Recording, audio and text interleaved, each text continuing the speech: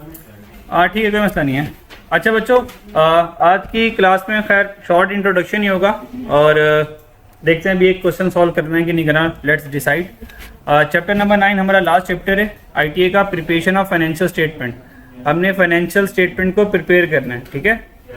और financial statement में हमें पता है दो तरह के स्टेटमेंट्स होती हैं, कौन कौन सी? स्टेटमेंट ऑफ कम्प्रीहेंसिव इनकम और statement of financial position. Done. अच्छा, खैर इसकी थ्योरी एट द एंड पढ़ेंगे और क्योंकि सारी calculation already we have done it, तो इसका फॉर्मेट की ज़ियारत करवा के और डायरेक्ट क्वेश्चन सॉल्व करते हैं, फिर उसके बाद इंशाल्लाह इसकी थ्योरी देखेंगे। और फॉर्मेट इसका ये है, statement of comprehensive income. Statement of comprehensive income format है, ये हमने ऑलरेडी क्वेश्चन शुरू में सॉल्व किए हुए हैं। सेल यानी कि रेवेन्यू में से कॉस्ट ऑफ सेल माइनस करेंगे, जीपी आ जाएगा, उसमें से selling expense, distribution expense, admin expense, ठीक है।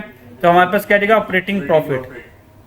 ऑपरेटिंग प्रॉफिट में हम ऐड कर देंगे अदर इनकम और लेस कर देंगे financial charges. Some time financial charges ऊपर भी आ जाया करता है, ठीक है। और ये आप अच्छा आपने ये जो फॉर्मेट है इसको रट्टा लगाना नहीं है, बस ये पता होना चाहिए सेलिंग एक्सपेंस में कौन आएगा, डिस्ट्रीब्यूशन में कौन आएगा, एडमिन में कौन आएगा, फाइनेंस में कौन आएगा, अदर इनकम में कौन कौन आएगा। इनकी तरतीब दाएं बाएं कर देगा आईकैप अपने फॉर्मेट में। जब आपको आईकैप में स्टेटमेंट ऑफ कम्प्रीहेंसिव इनकम का क्वेश्चन आएगा तो आईकैप ने सारा फॉर्मेट बनाया होगा, मैं उस फॉर्मेट की ज़ियारत करवाऊंगा आपको, बल्कि एक क्वेश्चन भी करवाऊंगा कंप्यूटर के ऊपर, ठीक है जी। तो सारा फॉर्मेट बना होगा, आपने क्या करना है, वैल्यूज को कैलकुलेट करके सिर्फ आंसर लिखने होंगे। मतलब आपको ये याद नहीं करना पड़ेगा जीपी के बाद क्या आएगा, उसने खुद बता देगा जीपी के बाद पहले एडमिन आ रहा है, फिर सेलिंग आ रहा है, फिर डिस्ट्रीब्यूशन आ रहा है। आपको याद क्या रखना है, सेलिंग में कौन आएगा, डिस्ट्रीब्यूशन में कौन कौन सी आइटम्स आती हैं, एडमिन एक्सपेंस में कौन कौन आएगा, अदर इनकम में कौन आएगा, फाइनेंशियल चार्जेस में कौन आएगा। डन। अच्छा, और हाँ ये सेल, अब समटाइम क्या करेगा एग्जामिनर, कहेगा यार सेल का एक कॉलम दे देगा, ठीक है। तो आपको पता है सेल में से अगर कोई सेल रिटर्न है तो माइनस करूंगा, कोई डिस्काउंट अलाउड है तो माइनस करूंगा, तो यहाँ पे नेट ऑफ सेल लिखनी है आप लोगों ने, सही है। अच्छा, फिर वो कहेगा कॉस्ट ऑफ सेल लिख दो, बस ये एक टैब दे देगा, ये वाली, ये देखो ये वाली एक टैब दे देगा, ये वाली। वो कहेगा यहाँ पे कॉस्ट ऑफ सेल लिख दो, इसका मतलब ये सब कुछ मुझे पता होना चाहिए, ये सब कुछ मुझे पता होना चाहिए। तो भाई कॉस्ट ऑफ सेल में कौन आएगा, opening stock, purchases, purchase return, discount receive, add wages, carriage inward, less closing stock, ये कॉस्ट ऑफ सेल आ जाएगा। तो सेल में से कॉस्ट ऑफ सेल माइनस किया तो जीपी आ जाएगा।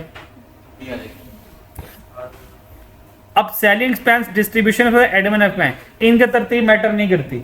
हाँ, सेलिंग में कौन कौन आएगा, ये चार कीमती मैटर करते हैं। सेलिंग एक्सपेंस चीजों को बेचने का खर्चा, सेलिंग बेचने का खर्चा, एडवर्टाइज बेचने का खर्चा, फ्री सैंपल चीजों को बेचने का खर्चा, डिस्ट्रीब्यूशन चीजों को डिस्ट्रीब्यूट करने का खर्चा, सेलिंग बेचने का खर्चा, डिस्ट्रीब्यूट भेजने का खर्चा,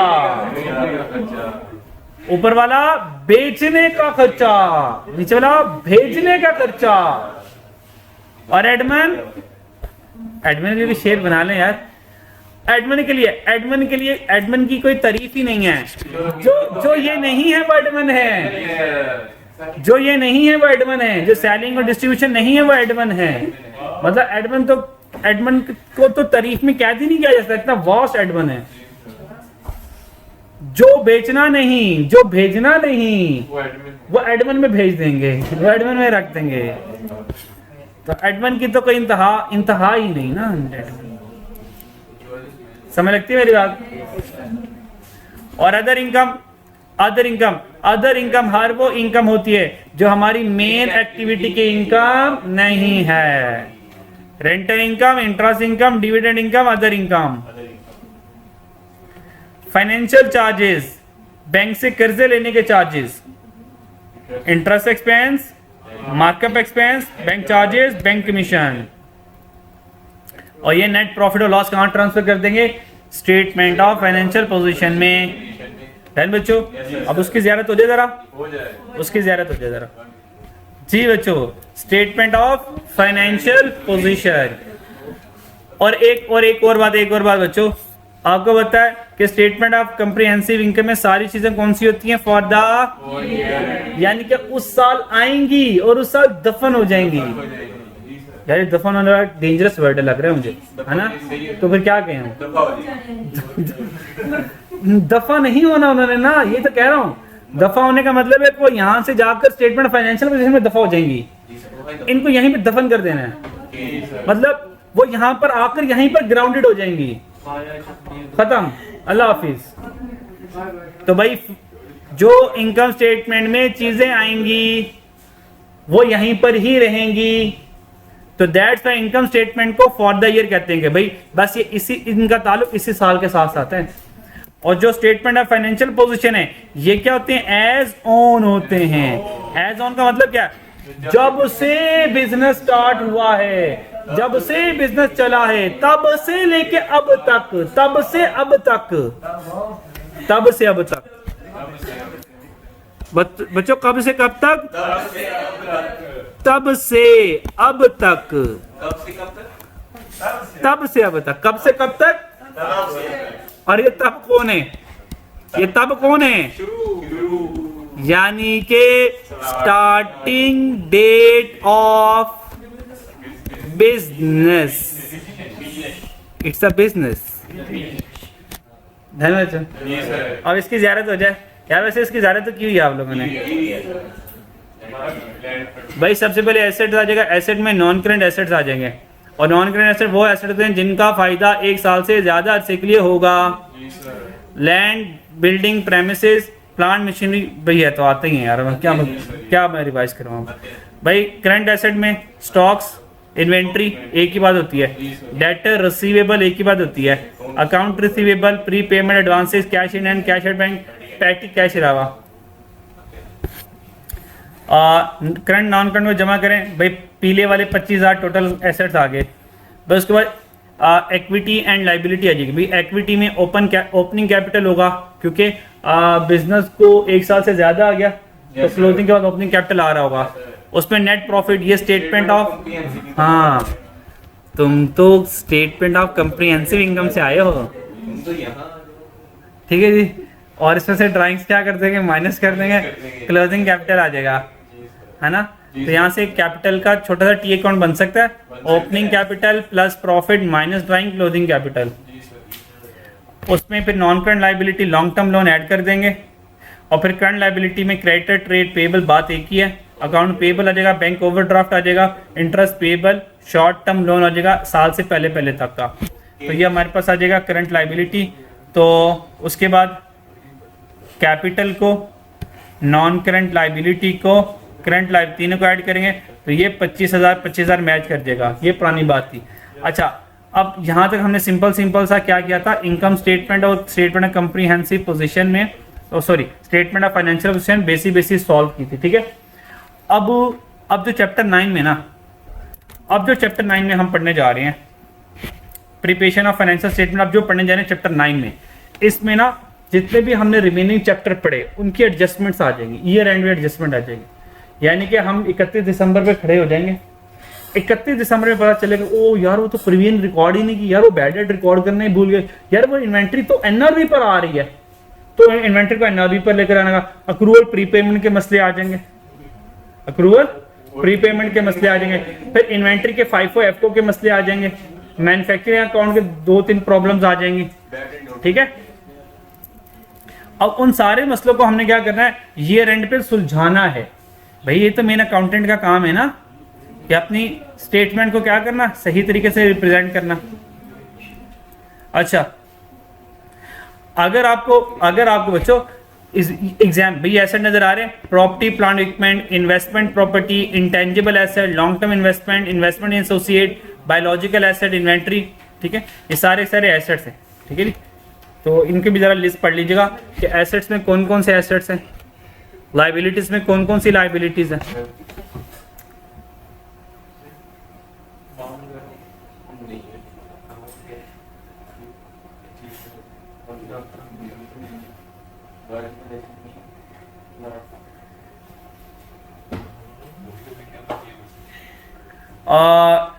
ये खैर डेफर्ड टैक्स भी आ रहे हैं, पर डेफर्ड टैक्स की एडवांस बात है, ठीक है।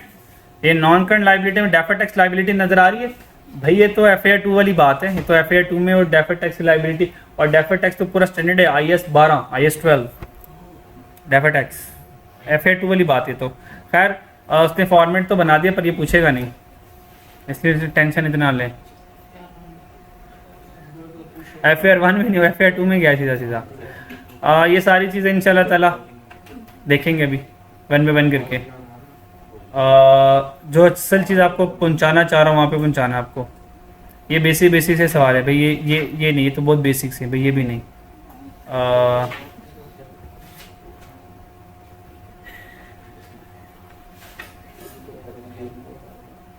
अच्छा, यहाँ से हमारी कहानी स्टार्ट होगी, यहाँ से हमारा चैप्टर यहाँ स्टार्ट होगा, प्रिपेयरिंग फाइनेंशियल स्टेटमेंट। हमने क्या करना है, फाइनेंशियल स्टेटमेंट प्रिपेयर करनी है। जब हम फाइनेंशियल स्टेटमेंट प्रिपेयर करेंगे, और भाई हमारा मेन चैलेंज क्या होगा भाई, ईयर एंड एडजस्टमेंट। हमने साल के एंड में क्या करनी है, एडजस्टमेंट करनी है, ये हमारा मेन चैलेंज हुआ करेगा। अब चेक करें बच्चों, ट्रायल बैलेंस नजर आ रहा है, ये ABC का ट्रायल बैलेंस नजर आ रहा है, सेल परचेज वेज ये ट्रायल बैलेंस नजर आ रहा है। याद है हमने बेसिक दिनों में ट्रायल बैलेंस हमारा, हेलो बच्चों हाउ आर यू, फाइन। बच्चों याद है ये हमारा डेबिट साइड का टोटल क्रेडिट साइड के टोटल के बराबर आ गया। हमने यहाँ तक ब्रेकें लगाई होती थी, याद है।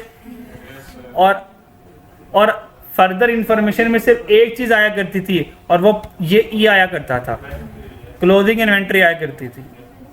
आपको एक राज की बात कहूँ,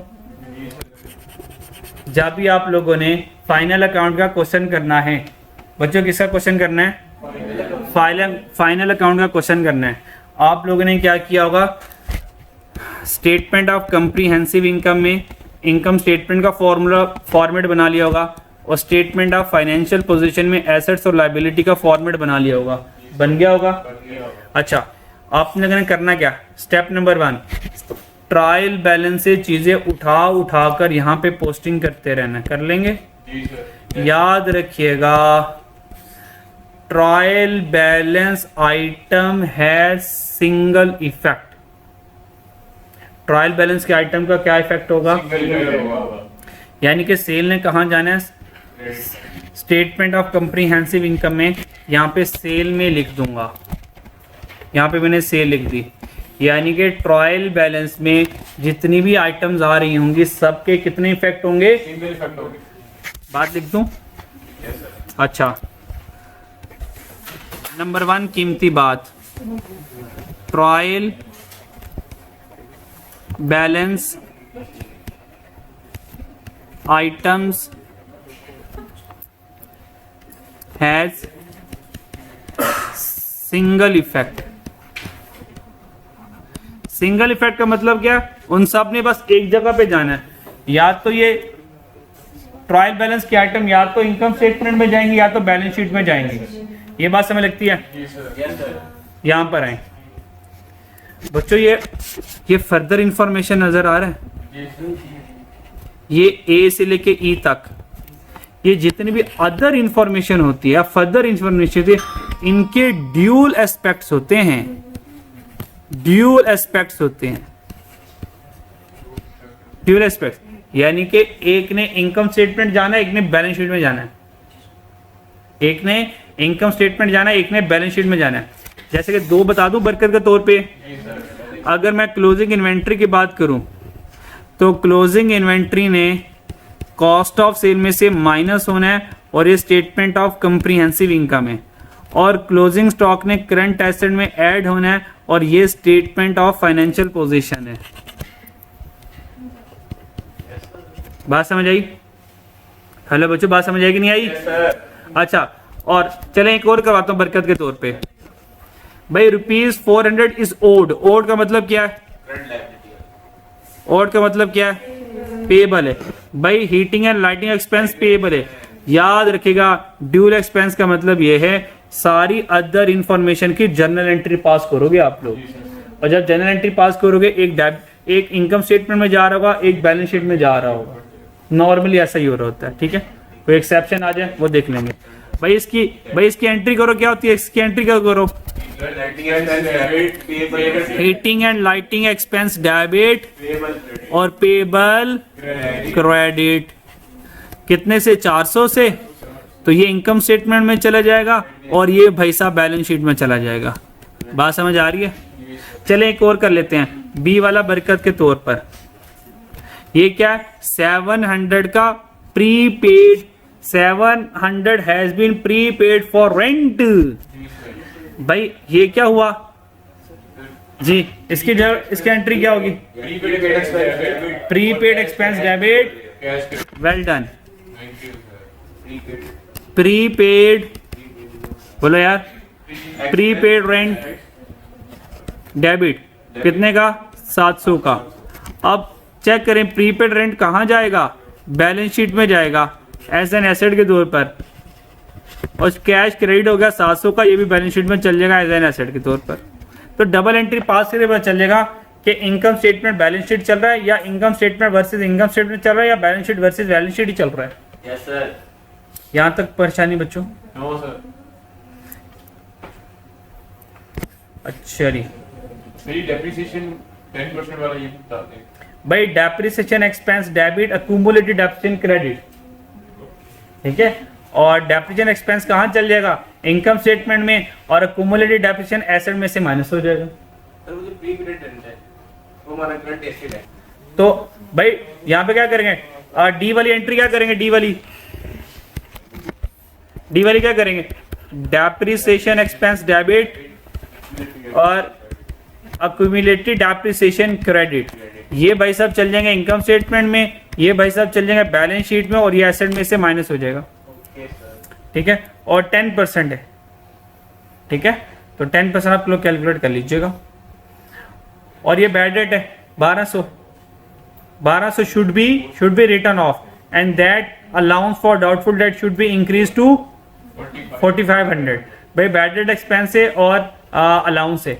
अब चेक करें अलाउंस का, ओपनिंग क्लोजिंग तो नहीं पड़ा भाई, अलाउंस का ट्रायल बैलेंस में भी आ रहा है, तो यहाँ से टी अकाउंट बनेंगे इनके, अलाउंस के टी अकाउंट बनेंगे। फिर उस टी अकाउंट में जो क्लोजिंग अलाउंस होगा वो कहाँ चले जाएगा, डेटर में, रिसीवेबल में से माइनस हो जाएगा, और वो टी अकाउंट में जो बैड डेट होगा वो एज एन एक्सपेंस के तौर पर इनकम स्टेटमेंट में चला जाएगा। क्या ये सवाल सॉल्व हो सकता है कि मैं करवा दूं एक सवाल? सर ये डेप्रिसिएशन 10% वाला ये पूरा कैसे सॉल्व होगा? ये पूरा कैसे सॉल्व होगा भाई? हाँ, ये पूरा ऐसे सॉल्व होगा। नॉन करंट एसेट कितने हैं, 146 का ना। जी sir. Depreciation is to be provided for the year 10% on cost. भाई कॉस्ट के ऊपर क्या करेंगे, डेप्रिसिएशन चार्ज कर देंगे, तो 146 का 10% लेंगे तो कितना आ जाएगा, 14600। ये डेप्रिसिएशन एक्सपेंस आ गया। देन तो depreciation expense debit, accumulated depreciation credit, तो अक्यूमुलेटेड डेप्रिसिएशन 32,000 है, इसमें 14600 और ऐड कर देंगे, जैसे कि यहां पर आ जाए,